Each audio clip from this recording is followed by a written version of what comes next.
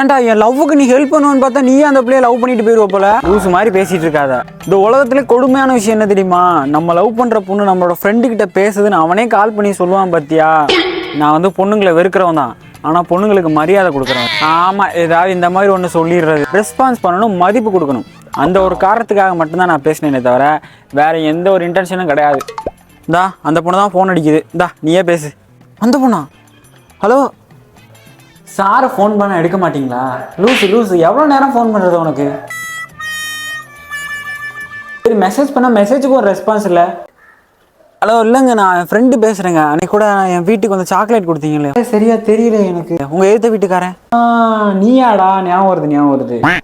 அவனே தாங்க. அவன் மெசேஜ் பண்ணியிருந்தேன், நீங்கள் பார்க்கவே இல்லை. ஒரு நாளைக்கு ஒரு 20 பேர் வந்து யாருன்னே தெரியாதவங்க மெசேஜ் பண்ணுவாங்க. அழகா இருக்கவங்கள்ட்ட மட்டும்தான் நான் பேசுவேன். அப்புறம் ஏன் மெசேஜை பார்க்கல? அதான் சொன்னேன்ல, அழகா இருக்கவங்கள்ட்ட மட்டும்தான் பேசுவேன்.